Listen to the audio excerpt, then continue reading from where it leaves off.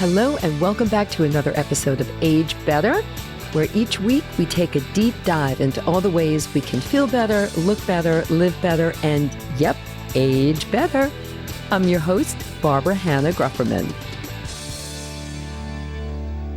First, I want to thank you so much for taking the time out of your busy, busy lives to spend a little bit of that time with me.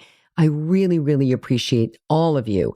And if you have a comment, whether it's a compliment or a criticism, or if you have an idea for a topic you'd really like to see me cover in an upcoming episode, please just email me at agebetterpodcast@gmail.com, or you can reach out to me always on social media. So today we're diving into the world of resilience, something I really love to learn more about and talk about with an extraordinary guest, Mark Black. I recently heard Mark speak at the Bone Health and Osteoporosis Foundation annual meeting in Washington, D.C.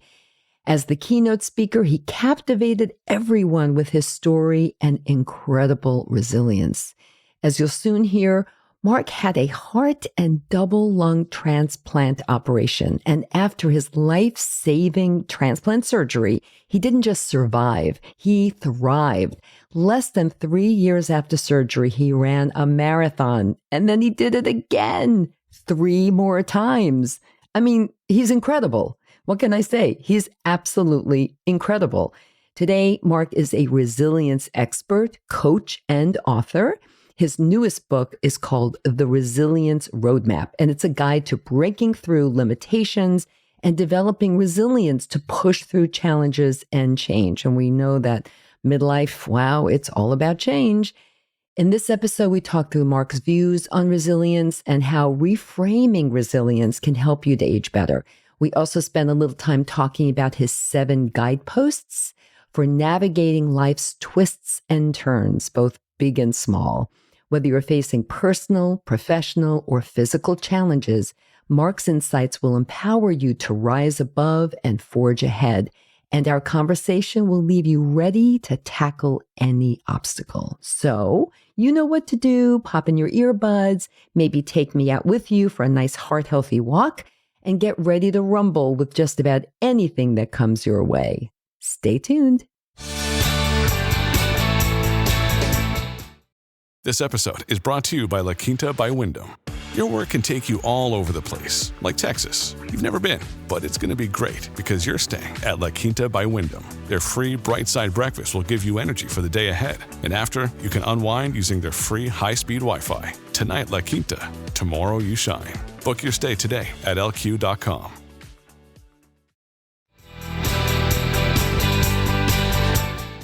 Hey, Mark, welcome to Age Better. It's so nice to have you here today with me. So glad to be here. Thanks for having me. We have a lot to talk about.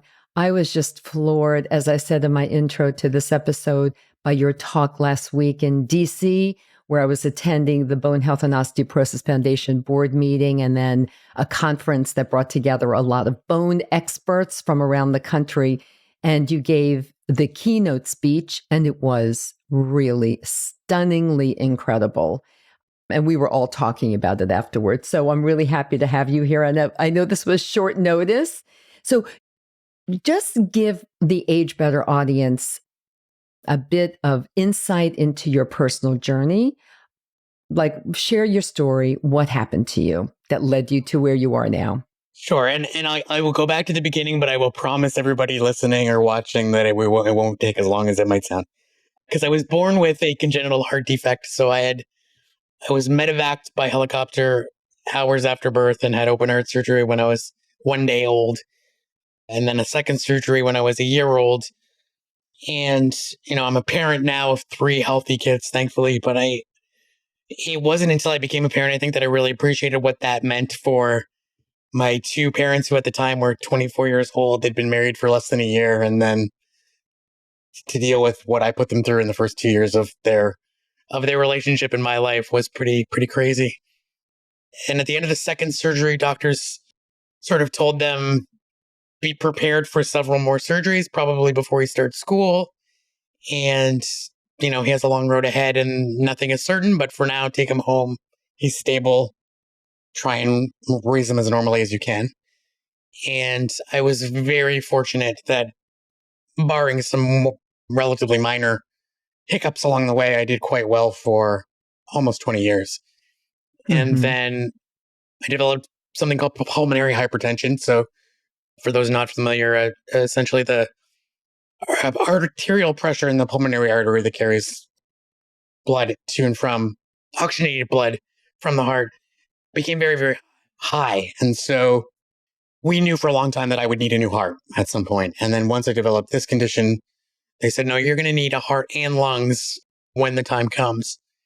And it was in October of 2001 when I just could no longer really function. I couldn't get, climb a flight of stairs and be out of breath, fatigued very easily, was losing weight pretty rapidly, and was hospitalized for a month and then stabilized enough to then recommend me for transplant. I was evaluated by the team in Toronto, and fortunately, they were willing to take a risk on a high risk patient and put me on their list. We waited on the transplant list for almost a year. Mm-hmm. I moved out of province for me in Canada, so be out of state, in your situation, about halfway Mm-hmm. across the country. Waited for 6 months outside of the hospital, or 4 months outside of the hospital, another 6 months inside the hospital as an inpatient. And then on September the 7th, 2002 at 10:15 p.m., I received the call that I would be getting a transplant, and 24 hours later was stable in the ICU, and 14 days later was discharged from the hospital. I just want to interrupt that story for a second. Could you just repeat what you told us at the conference last week when you gave your keynote, telling your story about what you said to your mom as you were being wheeled into the operating room? Yeah, so my mom and dad lived apart for a year so that one of them could so that my three brothers could stay at home, first of all, because they were all school aged, to try and normalize their life as much as possible. And so one of them stayed Mm-hmm. there and one of them was with me. And it was my mom that was with me when we got the call. And she came in and we spent some time together, obviously waiting for the surgeons. But when they finally came, we looked at each other and I said, Mom, I'm going to see you soon. And those are the last words I Yeah. said. Yeah. As a mother of two daughters, one of whom, by the way, my first daughter, who is now will be 30 in a couple of weeks, she was born 3 months early. So she didn't have nearly the drama that you did, but she was born 3 months early and she weighed 2 pounds. And so it was like a shock. Yeah. And so I completely relate. And I know, being a mother, that those words that you gave to your mother was a gift. She held on to that. There's no doubt in my mind. And that had to have helped her and your father get through the ensuing hours as you were being in surgery. It's just an incredible story. And we are so happy that you are healthy. And we'll get to just how healthy you are and the things that you've achieved physically in a few minutes. But you give talks around the country, around the world, actually, and motivational talks, and you coach people on resilience. But you've also written this really terrific book, which we all got a copy of at the event last week, The Resilience Roadmap. And in it, you talk through 7 guideposts to help people to really build their resilience and to address challenges as they come up along the way, because really life is just a series of changes and challenges that we all have to confront. So can you just walk us briefly through those 7 guideposts, please? Absolutely. So very quickly, there are 7 A's. That's as much for my benefit to remember what I'm giving a presentation as anything else. But it's acknowledge the problem, right? Accept, adapt, aspire, act, and assess. So first we acknowledge that the problem is there, and that's not a given. As we all know, we all, I think, are susceptible to denial when facing certain issues and challenges for shorter and longer periods of time, depending on who we are and what the challenge might be. And so unless and until we do that, then we can't be resilient, because we can't face the problem, right? So acknowledge the problem is there. then acceptance is about saying, okay, well, in any given situation, there are aspects of this situation that are within my control and aspects that are not. And human nature is that we try and control as much as we possibly can, to the point that we will try and control things that we can't. And that typically results in anxiety and worry and a whole host of other negative things that ultimately just waste our time and our energy. So helping people to, and consciously with for ourselves, working on letting go of those things is probably the hardest part of this process, but also the most important. The better we can do, the better job we do at that, the more resilient we become, because then we preserve that valuable time and energy that we need to take the action that we can take, which is where adaptation comes in. So how do we change our behavior, our thinking, to cope with or adapt to the challenge that we're currently facing? Mm-hmm. The aspiration part is about saying, okay, well, where do I want to go now? Things have changed. Maybe my goals have changed. Maybe they haven't. But what is my clear and compelling vision? I call it in the book. What's the drive that's going to get me to do the hard things I need to do? Because it's going to be hard sometimes Mm-hmm. to get where I want to go. And once we have that, then we can say, okay, what are the action steps that I need to take? And then the assessment piece is about saying, okay, is my plan working? I think every 90 days, let's take a look and say, okay, we created this plan based on what we knew then. Is it working? If it is, great, let's keep going. If it's not, give ourselves permission to say, that's okay, let's reevaluate. Let's take the pieces that are still working and let's change the pieces that aren't and chart a new course forward. So that's the roadmap in a bite-sized. Kind of in a nutshell. Yeah. Exactly right. No, I appreciate that. That's great. And really, everyone, I'm holding up the book again, The Resilience Roadmap. All of that goes into much greater detail and how you can really apply these principles to your own life. Because, in my mind, as I said before, life is a series of change and challenges. And this is especially true, I think, and I have found personally, as one gets older. Really life is just changing in so many ways. Our professions and our family lives, our children are getting older and moving on and moving out of the house and, becoming adults themselves and so on and so forth. And some of them, these changes and challenges can really shake us up and hopefully they won't be nearly as dramatic as what you have confronted in your life. But even small upsets in our life can really get us off track. And one of my favorite A's, to call it your group of A's, it might be my favorite A, is assessment.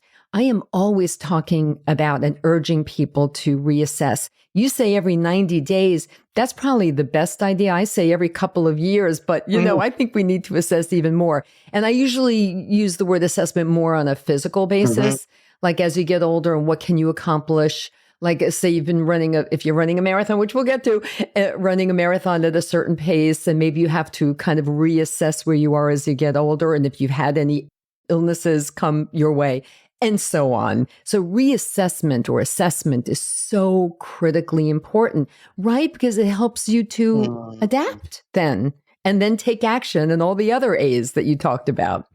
No, absolutely. I think it's probably, for the person listening to this, you're probably already a pretty motivated, driven kind of person, because that's the kind of person that listens to a podcast in the first place.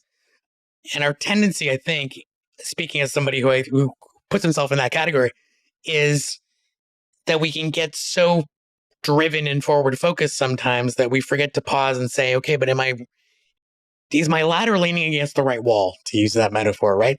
Sometimes we climb the ladder, and realize, oh, wait a minute, this goal that I'm chasing isn't the right goal anymore. Yeah. For any number of reasons, right? So the assessment is really just to say, is this still what I want? Is the plan still going to get me there? And if either of those things is no, then it's okay to change your mind and do something different. My line of work as a motivational speaker, people love to say, don't stop, don't quit, never give up. And never give up trying, absolutely. But to say never stop doing a particular thing is silly. I mean, if it's not working, banging your head against the wall some more so that you can feel like you're determined is not particularly constructive. Yeah, that's a wonderful thing you just said. That's very, very powerful. And It's like you're giving permission to everyone to give yourselves permission to let go of something that's no longer working for you. That is just like, you've been barking up the wrong tree. Let's throw in a lot of those. Absolutely. Right? Okay, now let's segue over to marathons. One of my favorite topics. I happen to be a marathoner. I started running at 50. When I decided, hey, I'm 50, what do I do now? Let me start to take some let me assess, take some action, adapt, and everything else that you're talking about. So, okay, I mean, for me, I was just getting older. For you, you had gone through an incredible or physical and mental, as you discussed at great length in your talk and in your book, ordeal. What did you do to prepare to run your first marathon, which you have done? And in fact, you've run several. What did you do? As I explained in the presentation, I literally started from as close to zero as you can get, I think, as an adult. I mean, I was vastly underweight. I hadn't walked on my own in 5 days when I first decided that this was something I might like to do. So I was really starting with no base, no, even very little muscle mass, let alone any kind of training. But I had a mandatory rehab program that the multi-organ transplant program required you to do for 90 days after the transplant. So Wonderful. I did that. Wonderful. Yeah, yes. very, very smart. Not only just to get you breathing more, and which obviously helps with the rehab of the lungs and the heart for that matter, but also just to regain strength and mobility and all kinds of things that when you've been, as many people are, bedridden for a period of time, becomes a big issue. And then it was uncomfortable, but at the same time, it felt so good to be mobile, to not be restricted by my cardiovascular system. I mean, I was post-transplant, especially in those first few months, far more restricted by my strength than I was by my cardiovascular system, which was new for me. Yes. And that was really kind of neat. And then I just said, well, I'm going to keep going and see how far I can push this. And it was, I set the goal very, very early, but probably within a year, I thought, no, this is definitely possible if I just keep putting in the mile. As you know, when you train for a marathon, it's really just about the discipline of putting in the miles consistently over time so that your body can adapt and get used to that. Yep. Yeah, it took 2.5 years to get ready to do the first one.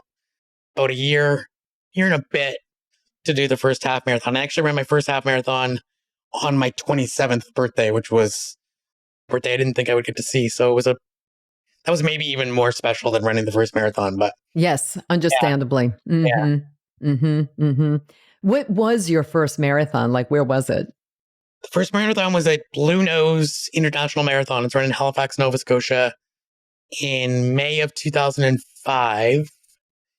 And as it turns out, it was a tropical storm / hurricane that day. Oh my gosh. And if it hadn't been my first marathon, I may not have run it at all. But again, when you've had all this buildup for so long and you've been looking forward to this for so long, it felt like, well, I just have to try and see if I can do it. And yeah. And you did it. And you I did it.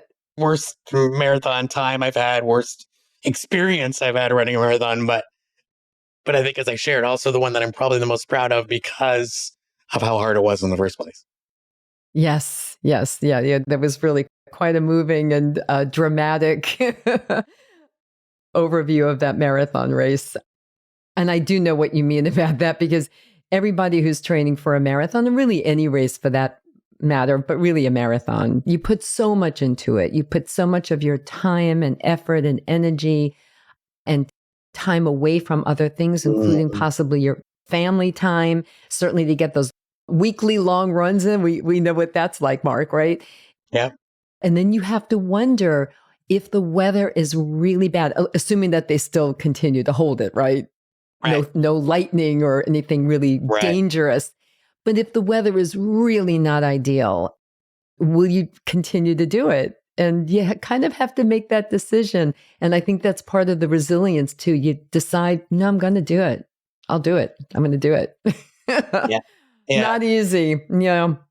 So for many people, the changes, we talked a little bit about that, the changes and challenges that come with aging, like retirement and health issues and loss, loss. This is kind of the time when we start to lose friends and family to age and death, and it can be overwhelming. And so what advice do you have for someone who's really struggling with these changes? It's a great question. I mean, again, and so first we talked about acceptance earlier. I think that's part of it. I have yet to encounter anything in my life that is entirely good or entirely bad, right? So even the best of things, there's inconveniences and things that you're just, a wedding has a lot of headaches, for example, even though it's this wonderfully joyous occasion, or the birth of your child is wonderful, but it also comes with stress and all of these other things. And conversely, I think even, the worst of the worst things, we lose somebody. Well, if we're looking, we can find, well, it brought everybody together and we had a chance to really talk about somebody and appreciate their life, right? Whatever it is. So, I think choosing to give our time and attention to the positive aspects of situations that may be more challenging just kept us in a better frame of mind. I think that's number one. As we talked about at the event, recognizing that different isn't dangerous or bad, it's just different. We are creatures of habit, and so we tend to not like change, and we tend to prefer things to stay the same. Mm-hmm. But oftentimes things get better, not worse. They're, when they get different. So, having the open-mindedness to say, well, this is going to be different, but that doesn't mean it's worse. It's just going to be different. Yeah. In terms of losing people, I'm 47, but because of my experience, a lot of my friends are transplant friends. And the typical survival lifespan of someone with a transplant is not that of a normal person. And so I've lost many more friends than my healthy aged friends of my age will have. And so I kind of relate, I think, to what probably some of your listeners are feeling. And there's that, it's a complex feeling, right? Because at least for me, there's the loss of losing that person. There's the survivor's guilt of why am I still here and they're not. And I don't know that there are easy answers to that other than I try and focus on gratitude, on the blessings that I have, and on the opportunity that I had to meet and know that person. Somebody far wiser than me somewhere in a podcast or a video or something said that the pain and grieving that we experience when we lose somebody is proportionate to our love for that person. Yeah. Right. And so if we think about, wow, this really hurts. Well, that also means I had the opportunity to love that person for so long. And what a gift that was. And it doesn't take the pain away, but I think it gives it a different tone that maybe helps us to cope with it a little better. Yes. Thank you for that, Mark. Resilience, the Resilience Roadmap, I'm holding it up again. Really great book, everyone. It involves bouncing back. I mean, that's resilience, right? From setbacks. Can you share a specific instance when you kind of bounced back from a major setback? I mean, other than, of course, your surgeries. Well, yeah, Barbara, forgive me, but I'm going to tweak that a little bit because I think that is the common sort of explanation of resilience. And I actually like to think of it as growing through versus bouncing back. And here's why. I think when we talk about bouncing back, at least for me, that denotes this, or it brings to mind this idea that we're returning to what was. And the problem with that is that that's not possible, right? Because you don't step into the same river twice. Time continues. Today isn't the same as yesterday. It might feel the same, but in some ways it's different. So if our aspiration is to return to what used to be, we're probably going to be disappointed because we can't reconstruct the past. What we can do is take the adversity that we've experienced, use it, learn from it, grow from it, and hopefully be a different but maybe better version of ourselves after than we were before. And I think there are countless examples of people throughout history for whom that is true. Many of the people who we kind of hold up in society on a pedestal as heroes, it's not in spite of, but because of the things that they overcame that we admire them in the first place. When you talk about the Helen Kellers and the Martin Luther Kings of the world, if they had had a normal, easy life, we probably wouldn't know who they are. That's true. So it's okay to give ourselves permission to be sad and angry and whatever we're going to feel about whatever it is we are going through. And yet to try and see, what can I learn from this? How am I going to be better off or a better human because of this? What skills might I Yes. acquire? What perspective might I gain? And when we're ready, how might I serve others with what I have learned? Because for me anyway, the quickest path to gain a sense of purpose and meaning again was to figure out, how can I use this in a way that's going to make somebody else's life better, so that it isn't just about my experience. That there's something very, very rewarding about that. Talking about resilience, sure, when we think of resilience, we think of like some big setback, and then we have to, I'm not going to say bounce back anymore. We're going to kind of work through it and, see what the outcome is, which will be different. You're right. It has to be. It has to be different and hopefully better. But it's also like everyday resilience.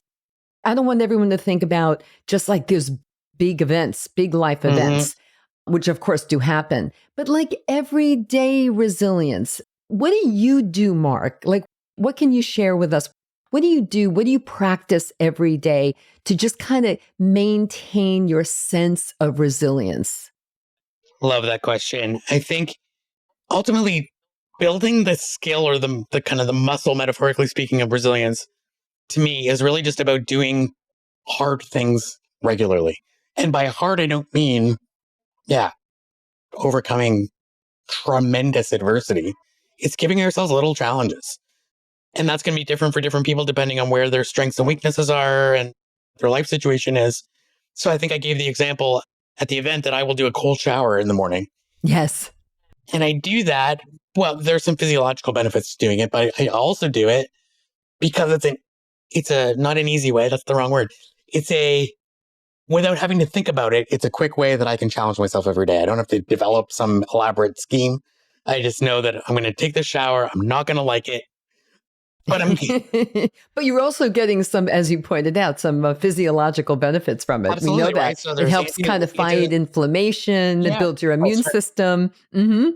Absolutely. It gets some really good neurochemistry going in your brain. Wakes you up. Yeah, that's right. You don't need your coffee. I still enjoy it, but I don't need it. But the biggest win of that is the win over my own brain and my own desire for comfort. Right. And the reinforcement of the fact that, I'm capable of doing that thing. And so for somebody listening right now, you've lived a large experience of life at this point, I'm going to guess. And so there are no doubt dozens of things that you have overcome in your life already. And one of the things that I think we discount, generally speaking, as people, is how strong we have become because of the things that we have been through. And we just tend to think, well, everybody does it because it's our lived experience and we don't know any different. But if you really look back and say, hey, I'm the person that did this and this and this and this and this. And actually, I'm not even that person. I'm a better version of that person because I had all those experiences and I've learned from them. Yes. Then when you're facing this next thing that feels intimidating, go, wait a minute. I'm the same person today, only with all of these extra tools with me now. So I'm very equipped to deal with whatever this new thing might be. And that to me is what resilience is about. It's about just kind of adding more tools to the toolbox so that you're better equipped to handle whatever the next thing might be. Right. And I think that another component, I heard this in your talk and I saw it in your book, another kind of component of resilience is your social support, your friends and your family. I know, again, as a mother, I was so happy to hear what a big part your mother played in your whole journey. The things that she said, the help that she gave you at that one pivotal point when you were in the hospital room, when you were just really feeling very defeated and understandably, Mark, very defeated. And because at that point you had not yet gotten word that you had the heart and the lungs in place to receive.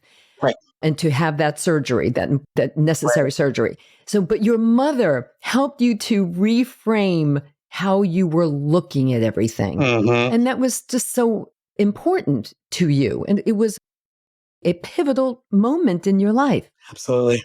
Yeah. Yeah, absolutely. And so for everybody, essentially what she said was, I think I said I was having a pity party, as I think we all do occasionally. Yes. And she said, Mark, you have to make a choice. You can choose to feel sorry for yourself. It's understandable. I understand. It wasn't that she was unempathetic, but she said it's not working. All it's doing is making you more discouraged and more depressed every day. And so what if instead you focused on what's going right instead of what's going wrong, what you had to be grateful for instead of what you lost, what you control instead of what you don't. And as I shared with you, it took me 3 or 4 weeks to accept the advice. Mm-hmm. But wow, was that powerful. And the biggest lesson for me then is different than it is today. That today, I think the biggest lesson is the parenting lesson there, which is for most of us, I think the temptation is to do our best to protect and or remove our children from challenges, right? We anticipate problems and we try and solve it for them or prevent them from happening.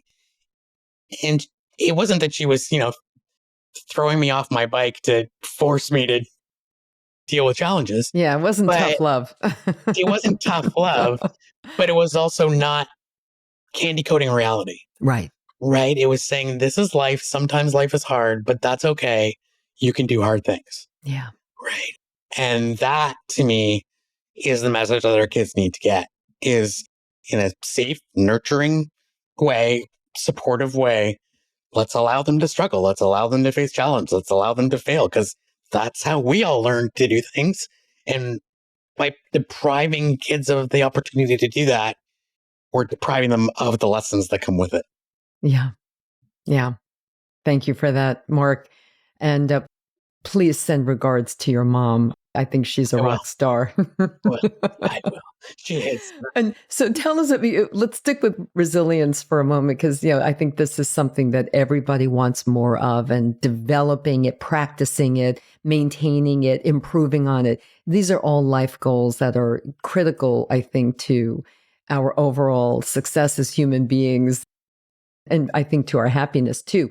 So your definition of resilience, has it evolved over the years? Does it continue to evolve? Or do you think you have found really the meaning of resilience, as you've already explained to us? Tell us about that. How has it changed for you? Yeah, I think it certainly has evolved. And so I do think I've landed on it, but I thought I landed on it 15 years ago. So I'll probably think differently. Right? Right. Yeah, as I get older and have different experiences and different frames of reference. It's an assessment. You're going to reassess Absolutely.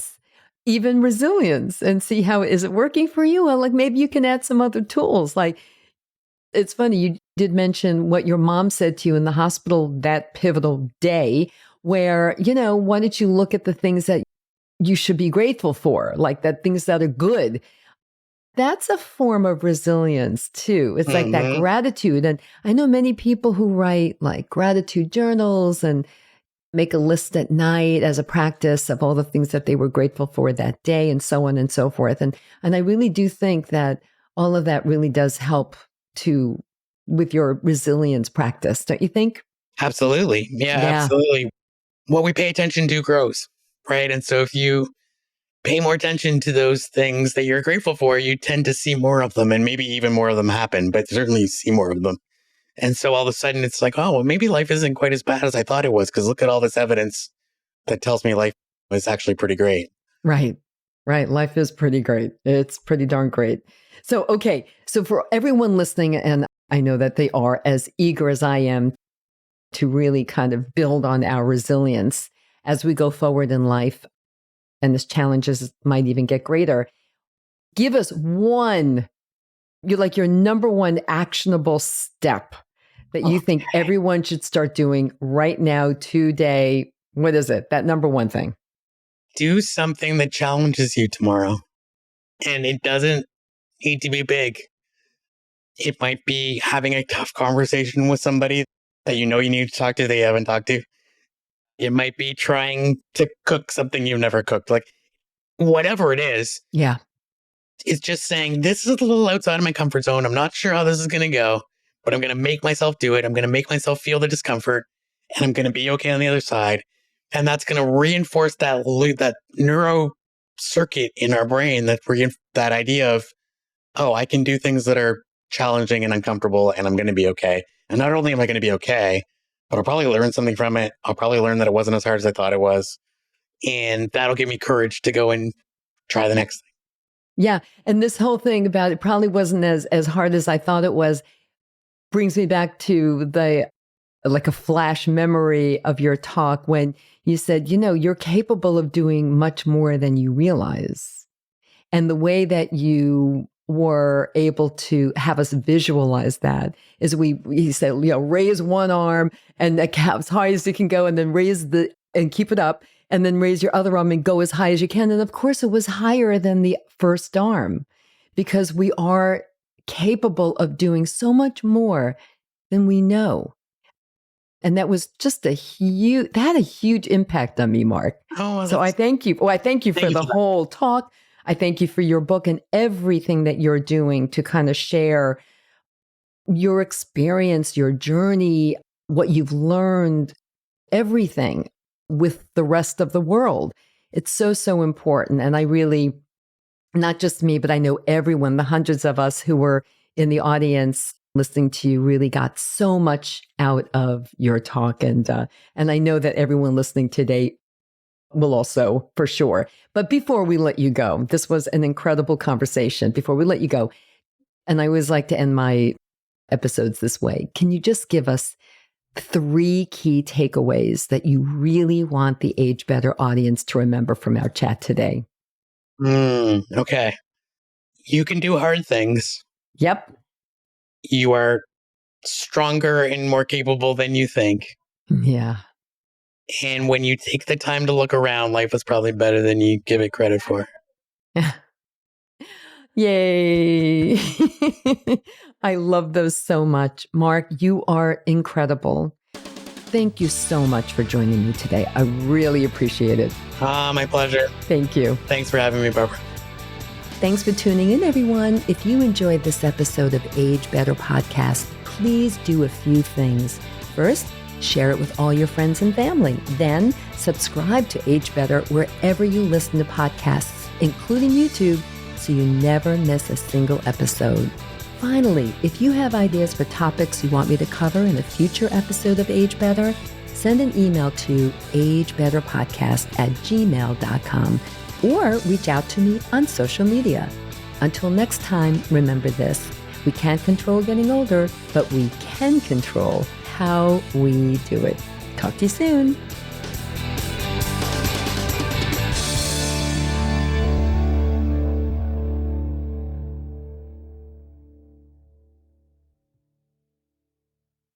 Age Better Podcast is a proud member of the Sound Advice Network. Sound Advice, women's voices amplified.